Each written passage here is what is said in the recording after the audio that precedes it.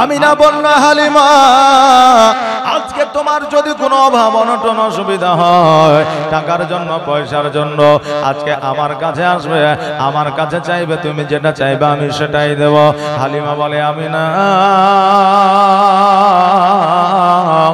আমার অভাব ছিল অনটন ছিল এটা ঠিক কিন্তু যেই দিন থেকে নবী আমার বাড়িতে গিয়েছে সেই দিন থেকে আমার সকল অভাব অনটন দূর হয়ে গেছে আমিনা রাদিয়াল্লাহু তাআলা আনহা এবার বাবা হালিমার দিকে যেন তাকায় রইলে হালিমা বলল আমিনা বোনরে যদি আমার দরকার হয় প্রয়োজন হয় অবশ্যই আমি আসব যদি আমি টাকা পয়সার জন্য না আসি আমার নবীকে একবার দেখার জন্য আসব এই বলে হালিমা রাদিয়াল্লাহু তাআলা আনহা যেন বাড়ির দিকে অগ্রসর হয়ে গেল সারা দিন আব্দুল মুত্তালিবের সঙ্গে আমার নবীজির সময়টা কাটালেন রাত্রি বেলায় মায়ের কাছে ঘুমাইলে মাদর যত্ন স্নেহ মায়া মমতা দিয়ে ঘুম পাড়ায় দিল বেরাদার সকাল বেলায় আমার নবী মুস্তাফা সাল্লাল্লাহু তাআলা আলাইহি ওয়াসাল্লাম ঘুম থেকে উঠে বাড়ির পাশে যেন দাঁড়িয়ে আছে এবার ছোট্ট ছোট্ট বাচ্চা কাচ্চারা যেন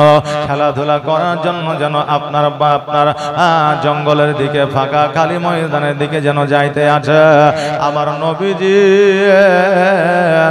তাদের সঙ্গে গুটি গুটি পায়ে যেন খালি ময়দানের দিকে গেল এবার যাওয়ার পরে দেখছে যেন একটা মক্কা নগরে একটা জায়গা ছিল যে জায়গাটা আপনার নারীদের যেন ভিড় লেগেছে মহিলাদের যেন ভিড় লেগেছে আমার নবীজি জিজ্ঞাসা করলে এত মহিলা কোথা থেকে এসেছে এত মহিলা একত্রিত হয়েছে কারণটা কি এবার বলল শোনো গো আজকে তুমি তাইফে ছিলা তুমি হয়তো খবরটা জানো না আজকে এই জায়গায় এত মহিলা একত্রিত হয়েছে কারণটা হলো এটার অন্য কোনো জায়গা নয় এই জায়গাটা হলো মেয়েদের হাটের জায়গা কারণ এই জায়গায় নারীদের বিক্রয় করা হয় বাপে বিক্রি করে মেয়েকে স্বামী বিক্রি করে স্ত্রীকে ভাই বিক্রি করে বোনকে আর মানুষ মহিলাদেরকে কিনে নিয়ে যায় আজকে নবী মুস্তাফা সাল্লাল্লাহু তাআলা আলাইহি ওয়াসাল্লাম ওই খেলাধুলার মাধ্যম দিয়া সর্বপ্রথম ওই মহিলাদের হাট বন্ধ করেছিলেন জোরে বলেন সুবহানাল্লাহ সর্বপ্রথম আমার নবীজি ওই মহিলাদের হাটটা বন্ধ করেছিলেন আর আমার নবী মুস্তাফা সাল্লাল্লাহু তাআলা আলাইহি ওয়াসাল্লাম আমার মায়েদেরকে সুসম্মানে সম্মানিত করেছিলেন মান ও সম্মান ইজ্জতকে বাড়িয়ে দিয়েছিলেন আমার মায়েদের মানকে আমার নবী এত উঁচু করে দিয়েছেন যে আমার মায়েদের পায়ের তলে আল্লাহর জান্নাত বসায়া দিয়েছে বলবেন কেমন করে আমার নবী বলেছে প্রত্যেকটা সন্তানের জান্নাত মায়ের পায়ের তলে জোরে বলেন সুবহানাল্লাহ মায়ের পায়ের তলে যদি জান্নাত হয় এই নারীদের পায়ের তলে আল্লাহ জান্নাত দিয়েছে এই জন্য বাবা নারীদের মান ও সম্মানকে বাড়িয়ে দিয়েছে এখন নিউ জেনারেশনের ছেলেদেরকে যদি জিজ্ঞাসা করা হয় নারীদের সম্মানকে বাড়াইলো বলবে স্বামী বিবেকানন্দ নইলে বলবে রবীন্দ্রনাথ ঠাকুর নইলে বলবে শরৎচন্দ্র নইলে বলবে ঈশ্বরচন্দ্র বিদ্যাসাগর বেরাদার আজকেরা 300 বছর 350 বছর আগে নারীদের সম্মানের কথা ইতিহাসের পাতায় লিখলো কিন্তু আমার নবীজি আজকে থেকে 1446 হিজরি আগে এই নারীদের সম্মান বাড়ায়া গেল আহারে বাবারা আমার নবী 6 বছর বয়সে সর্বপ্রথম মেয়েদের হাট বিক্রি করা হাটকে বন্ধ করেছিল খেলাধুলার মাধ্যম দিয়া আজকে নবী খেলাধুলার মাধ্যম দিয়ে সমাজকে শিক্ষা দিয়েছিলেন আর আজকে আমাদের নিউ জেনারেশন যুবক ছেলেরা খেলাধুলার মাধ্যম দিয়া নিউ জেনারেশনকে বরবাদ করছে রাত্রি বেলায় ক্যারাম বোর্ড খেলছে সকাল বেলায় লুডো খেলে দুপুর বেলায় ফ্রি ফায়ার পাবজি খেলে এদের খেলাতে খেলাতে জীবন সে বড় হয়ে মাথায় ইটের আপনার বোঝা আর সিমেন্টের বোঝা বয়ে বেড়ে বেড়ায় বেড়াদার। আজকে আমাদের পশ্চিম বাংলার অবস্থা খুবই খারাপ, কারণ আমাদের ছেলেরা গেম নিয়ে ব্যতিব্যস্ত আছে, নিজের জীবনটাকে বরবাদ করে দিচ্ছে, সুশিক্ষায় শিক্ষিত হচ্ছে না। কারণ শিক্ষা নিয়ে চাকরি করতে হবে এটা কোনো কথা নয়। শিক্ষা যদি তোমার মধ্যে থাকে, একটা সমাজের কল্যাণ হবে, একটা গ্রামের কল্যাণ হবে, একটা পরিবারের কল্যাণ হবে, তোমার নিজের কল্যাণ হবে। বাবাজি ভাইরা, এই জন্য জ্ঞান অর্জন করেন, শিক্ষা অর্জন করা। চাকরির জন্য শিক্ষা অর্জন করিয়েন না। চাকরি মানে তো গোলামি করা। আমার নবীজির সুন্নাত হলো ব্যবসা করা। আপনি যদি সুশিক্ষায় শিক্ষিত হন, আপনার মাইন্ডে এমন একটা বিজনেস চলে আসবে, ওই বিজনেসের মাধ্যম দিয়ে আপনি ধনী হতে পারবেন, বড় লোক হতে পারবেন, অট্টালিকা বানাইতে পারবেন। আর যদি সুশিক্ষায় শিক্ষিত না হতে পারেন, আপনার দ্বারা বিজনেস করা সম্ভব হবে না। বাবাজি ভাইরা, আমার নবীজির কাছ থেকে একটু শিক্ষা নিয়ে নেন রে বাবা। আমার নবী মুস্তাফা সাল্লাল্লাহু তাআলা আলাইহি ওয়াসাল্লাম এবার আপনার ওই মহিলাদের মেলাটাকে বন্ধ করে দিয়ে সন্ধ্যা বেলা আমার নবীজি যেন চুপ করে বসে আছে, আরো অন্যান্য শিশু সন্তানেরা খেলাধুলা করতে আছে। এমন অবস্থায় তাদের পিতারা আসিয়া, তাদের বাপেরা আসিয়া তাদের সন্তানদের কেউ কাঁধে করে নিয়ে যায়, কেউ কোলে করে নিয়ে যায়, কেউ আপনার হাতের আঙুল কানা ধরে নিয়ে যায়, আর বলে বাবা শোনো গো, আজকে তোমার আব্বা তোমার জন্য খাবার নিয়ে এসেছে, আজকে তোমার আব্বা বাড়িতে এসেছে। আব্বা আব্বা বলে ডাকতে ডাকতে ছুটতে ছুটতে দৌড়ে যাচ্ছে।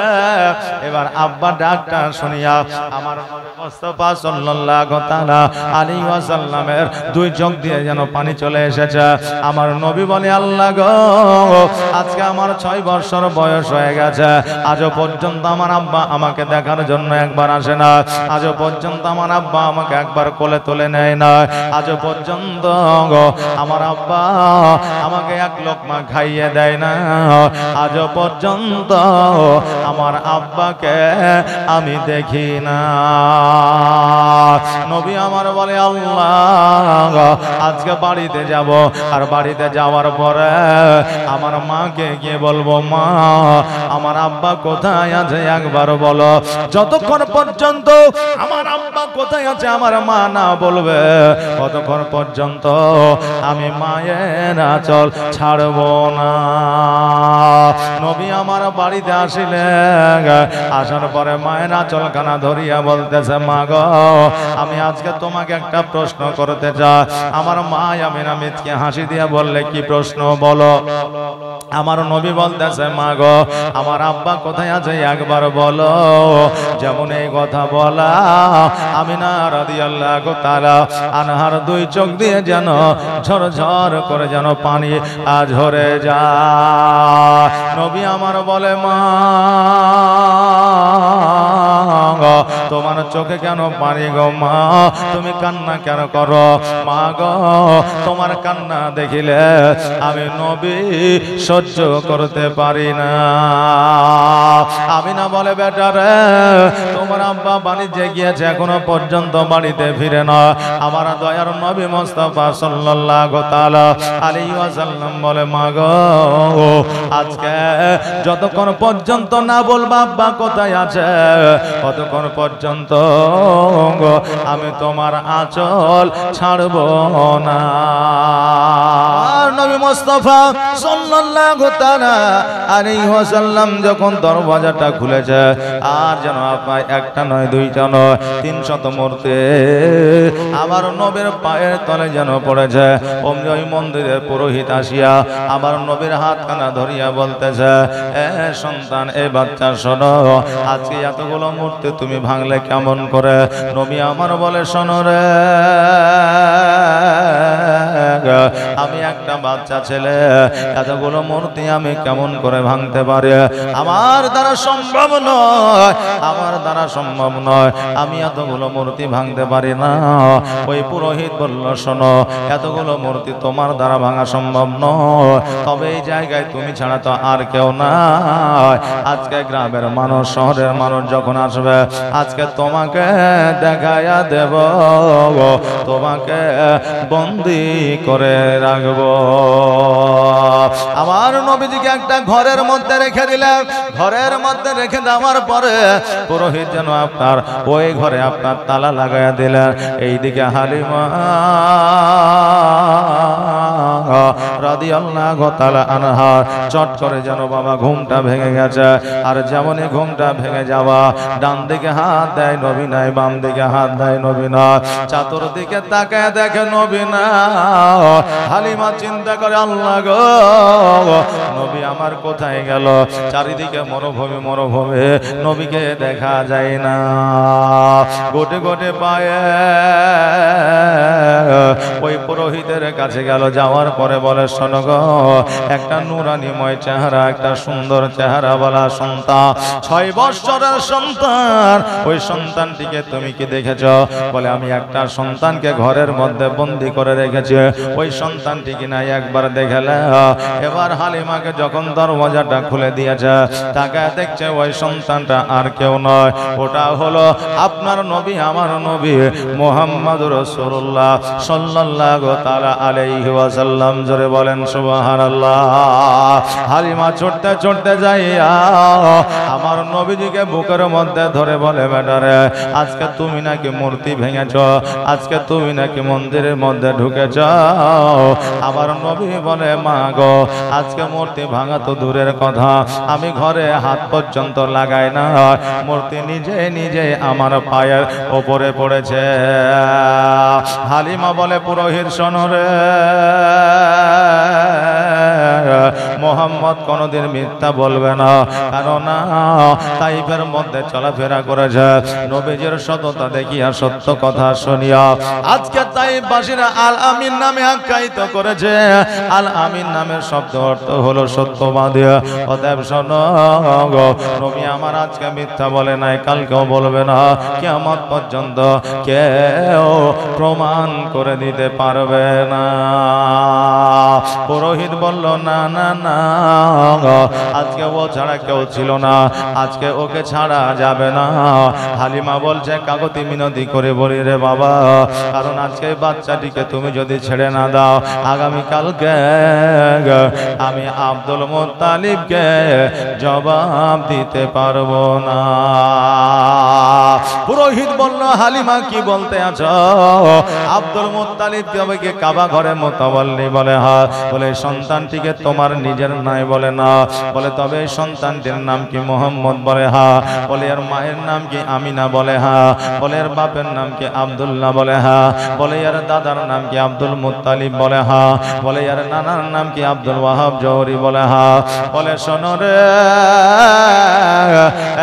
হালিমা, আমি তাওরাত ইনজিল জুবুরে পড়েছিলাম, আখেরি পয়গম্বর মুহাম্মদ রাসূলুল্লাহ সাল্লাল্লাহু তাআলা আলাইহি ওয়াসাল্লাম বনি হাশিম গোত্রের মধ্যে আসবে, যার নাম হবে মুহাম্মদ সাল্লাল্লাহু আলাইহি ওয়াসাল্লাম, যার দাদার নাম হবে আব্দুল মুত্তালিব, যার মায়ের নাম হবে আমিনা, যার আব্বার নাম হবে আব্দুল্লাহ।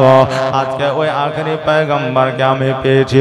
সঙ্গে সঙ্গে পুরোহিত আমার নবীজির পায়ের তলে পড়িয়া বলে, ইয়া রাসূলুল্লাহ, ইয়া হাবিবাল্লাহ, নবী গো,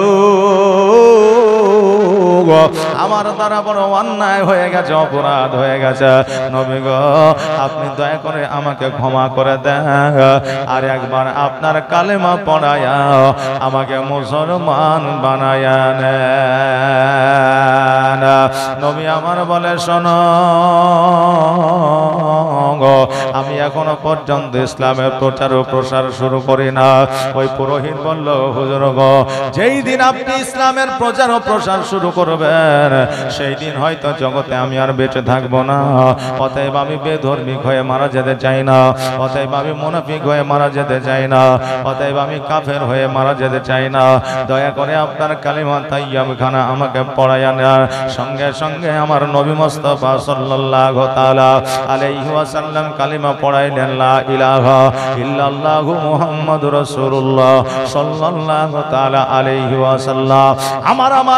আমার আপনার মনে প্রশ্ন জাগতে পারে, হুজুর গো, আমার নবী তো 40 বছর বয়সে নবুয়ত প্রাপ্ত হয়েছিল, তখন তো ইসলামের প্রচার ও প্রসার করেছিল, 6 বছর বয়সে কেমন করে কালিমার দাওয়াত দিল? আমি বলবো, বাবা রে, 40 বছর বয়সে নবী আমার নবুয়ত প্রাপ্ত হয়েছিল। এটা আহলে সুন্নাত ওয়াল জামাতের কথা নয়, এটা শরীয়তের কথা নয়, এটা কোনো হাদিস দলিলের কথা নয়, এটা হলো দেওবন্দের লেখা কথা, এটা হলো ওয়াহাবিদের লেখা কথা, এটা হলো যারা নবীকে জিন্দা মনে করে না তাদের লেখা। আজকে নবী মুস্তাফা সাল্লাল্লাহু তাআলা আলাইহি ওয়াসাল্লাম 40 বছরে নবুয়ত লাভ করেছিল, এটা মিথ্যা কথা। কারণ নবুয়ত লাভ করা হলো নবী হওয়া। আমার নবী তো আউয়ালেও নবী ছিল, এখনো আছে, কিয়ামত পর্যন্ত থাকবে। জোরে বলেন সুবহানাল্লাহ। যেই নবী মুস্তাফা সাল্লাল্লাহু তাআলা আলাইহি ওয়াসাল্লাম 570 খ্রিস্টাব্দে জগতের মধ্যে আসিয়া ইয়া হাবলি উম্মতি উম্মতি বলে সিজদায় পড়িয়া কাঁদে, ওই নবী কেমন করে 40 বছর বয়সে নবুয়ত প্রাপ্ত হইতে পারে? আরে বাবা, 6 বছর বয়সে নয়, আমার নবী যেই দিন থেকে জগতের মধ্যে এসেছিলেন সেই দিন থেকে ইসলামের প্রচার প্রসার শুরু হয়ে গিয়েছিল। জোরে বলেন সুবহানাল্লাহ। নবী আমার যেই দিন এসেছিল গো, সেই দিনে আপনার রহমত বর্ষিত হতে লেগেছিল। আমার নবী কালিমা খানি পড়ে আনিলেন। ওই পুরোহিত বলল, ইয়া রাসূলুল্লাহ, ইয়া হাবিবাল্লাহ, নবী গো, আমি আপনার কালেমা পড়ে আমি আপনার গোলাম হয়ে গেলাম। আজকে যে কোনো সময় যে কোনো মুহূর্তে যদি আমার প্রয়োজন হয়, যদি আমার দরকার হয়, আমাকে আপনি ডেকে নিয়ে যাবেন। আপনার জন্য আমার জান ও প্রাণ হাজির রয়েছে। জোরে বলেন সুবহানাল্লাহ। বাবা যে ভাইরা জগতের মধ্যে 50 বছর 60 বছর 70 বছর বাঁচবে, ভালো যদি বাঁচতে হয় আমার নবীকে বাসো। জগতের মধ্যে ভাইকে ভালোবাসবেন, এক কাঠা জমির জন্য আপনাকে ছাড়বে না, মারবে। বোনকে ভালোবাসবেন, বোনকে যদি ভাগ বুঝাইয়া না দেন আগামী কালকে আর ভাইয়ের বাড়ি আসবে না। আজকে সন্তানকে ভালোবাসবে, সন্তানকে জমি জায়গা বাড়ি গাড়ি ব্যবসা যদি না দিতে পারে, সন্তান বলবে আজকে আমার আব্বা মা আমাকে জন্ম দিয়েছে, আমার জন্য কিছুই করতে পারে না। আজকে বিবিকে ভালোবাসবে, বিবিকে যদি আপনি সঠিকভাবে আপনি খেতে দিতে না পারে, ভালো ভালো কাপড় ব্লাউজ শাড়ি যদি না দিতে পারে, ওই বিবি আপনাকে বলবে তোমাকে বিবাহ করে আমার জীবনটা বরবাদ হয়েছে। আজকে পিতামাতা সন্তানকে ভালোবাসবে, ওই সন্তান পিতামাতাকে ধোঁকা দেবে। এই জন্য জগতের মানুষকে ভালোবেসে ধোঁকা পাওয়া যায়, আর আমার নবীকে ভালোবাসলে এই জগৎ মঙ্গল হয়, পরর জগতেও মঙ্গল হয়। জোরে বলেন সুবহানাল্লাহ। আর হালিমাতু সাদিয়া রাদিয়াল্লাহু তাআলা আনহা আমার নবী মুস্তাফা সাল্লাল্লাহু তাআলা আলাইহি ওয়াসাল্লামকে ওই জায়গা থেকে নিয়ে যেন বাবা মক্কার দিকে রওনা হয়ে গেল। এবার মক্কায় যখন প্রবেশ করতেছে দেখছে যেন আব্দুল মুত্তালিব রাদিয়াল্লাহু তাআলা আনহু উনি যেন কাবা ঘরে হিলান দিয়ে বাবা বসে আছে।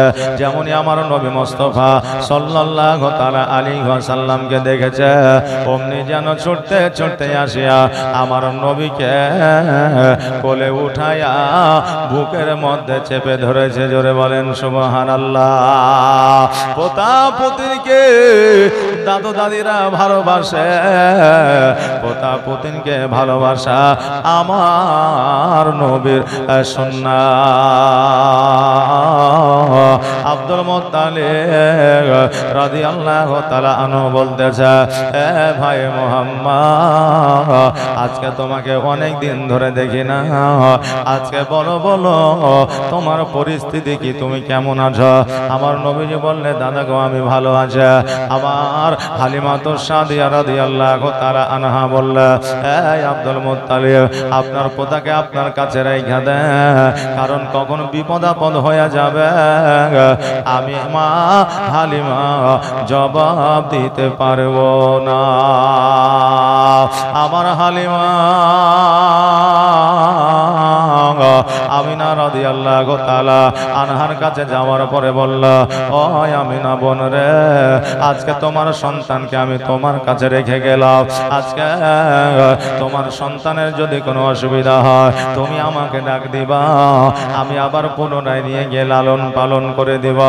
আমিনা বলল, হালিমা এতদিন পর্যন্ত তোমার কাছে ছিল, আজকে আমার কাছে রেখে গেলাম, আজকে থেকে আমি লালন পালন করব। তবে হালিমা আজকে তোমাকে বলে যাচ্ছি রে বোন, তোমার যদি খেজুরের প্রয়োজন হয়, তোমার যদি আটার প্রয়োজন হয়, তোমার যদি চাউলের প্রয়োজন হয়, তোমার যদি খাবারের প্রয়োজন হয়, তোমার যদি টাকা পয়সার প্রয়োজন হয়, আজকে একবারের জন্য আমাকে বলবা, আর আমার কাছ থেকে খাবার টাকা পয়সা দরকার হলে নিয়ে যাবা। হালিমা বলে, আমি খেতে পাইতাম না, এটা ঠিকই, আমার বাড়িতে খাবার ছিল না, এটাও ঠিকই, কিন্তু যেই দিন থেকে আমার নবীজি আমার বাড়িতে গিয়েছে, সেই দিন থেকে আল্লাহর তরফ থেকে রহমত বর্ষিত হয়েছে, আমার সকল অভাব অনটন দূর হয়ে গেছে। আমার দয়ার নবী মুস্তাফা সাল্লাল্লাহু তাআলা আলাইহি ওয়াসাল্লামের সিনা চাক করা হয়েছিল, গলা থেকে নাভি পর্যন্ত কেটে দেওয়া হয়েছিল। হালিমা বলে, মুহাম্মদ,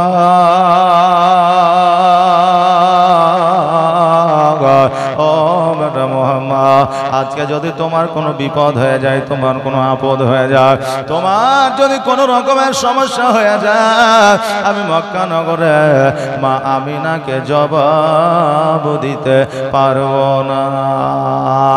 হে মুহাম্মদ, চলো রে, তোমার মায়ের কাছে তোমাকে রেখে দিয়ে আসে। এবার আমার দয়ার নবী মুস্তাফা সাল্লাল্লাহু তাআলা আলাইহি ওয়াসাল্লামকে বাড়িতে নিয়ে আসলেন।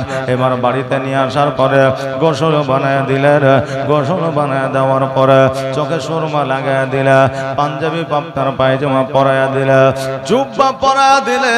এবার পরায়া দেওয়ার পরে আঙুল দিয়ে যেন আপনার টানতে, আঙুল ধরে যেন আপনার মক্কার দিকে রওনা হয়ে গেলে, গুটি গুটি পায়ে যেন আগাতে লাগলে।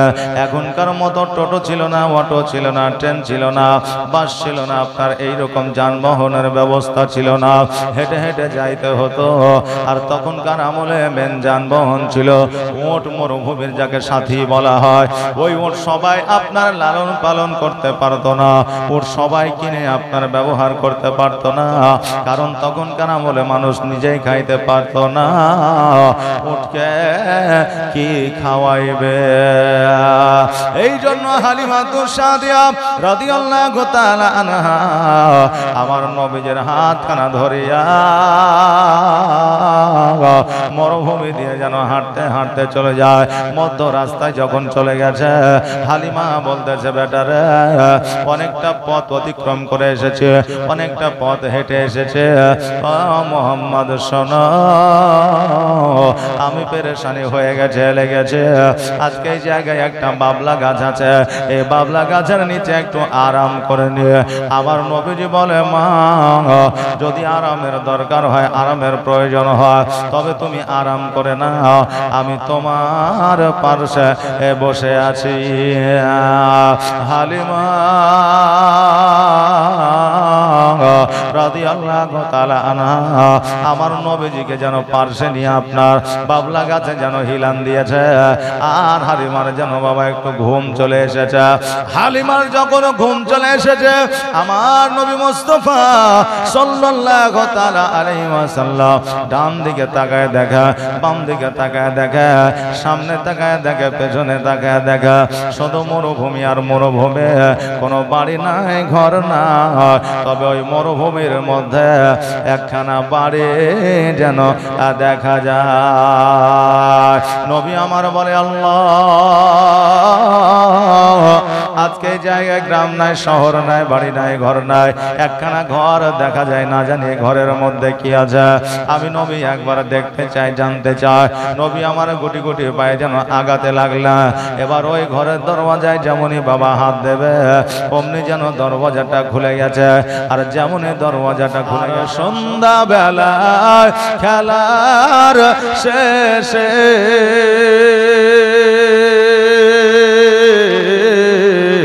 সব ছেলেদের পিতা এসে, আর সন্ধ্যা বেলা খেলার শেষে সব ছেলেদের পিতা এসে আমার খেলার সাথী ভাইদের সঙ্গে নিয়ে যায়। বলো বলো আম্মা জান আমার, আব্বা জান কো থাও মদিনার মাটির, সকল শোক বুঝি তো ওর কপালে। ও মদিনারে পাখি যদি হইতাম আমি, উড়ে উড়ে যেতাম আমি, যেথাই মোর আছে নবী মোস্তাফা। কাছে নাই টাকায় আমার, সাথে নাই পাকায় আমার, কেমনে কেমনে যাব ও বলো না। ও মদিনার মাটিরে সকল শোক বুঝি তো ওর কপালে। ও মদিনার মাটিরে সকল শোক বুঝি তো ওর কপালে। ভালো যদি বাঁচতে হয় নবীকে বাসো, জান যদি দিতে হয় নবীকে দিও। জোরে বলেন সুবহানাল্লাহ। নবী তরানে বালা, নবী বাঁচানে বালা, নবী তরানে বালা, নবী বাঁচানে বালা। আর প্রাণের চেয়ে প্রিয়তায়, প্রাণের চেয়ে প্রিয়তায় নবীকে চিনুন। ভালো যদি বাঁচতে হয় আমার নবীকে বাসন, হয় ভালো যদি বাঁচতে হয় আমার নবীকে বাসন। সাকারাতের বিছানাতে কি যে যন্ত্রণা, সাত সাগরের পানি দিলেও তৃষ্ণা মিটে না। জোরে বলেন সুবহানাল্লাহ।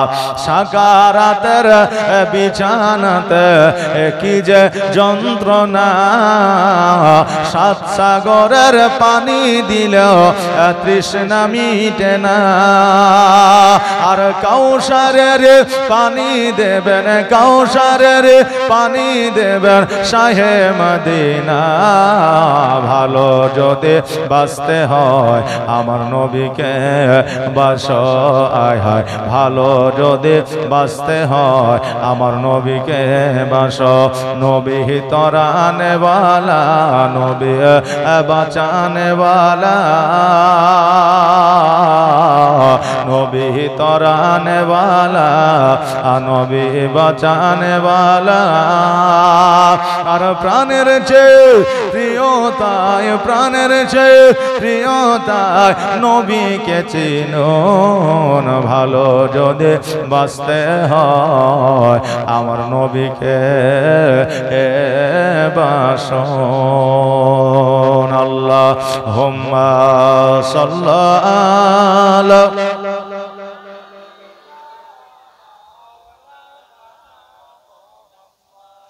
وعلى آل سيدنا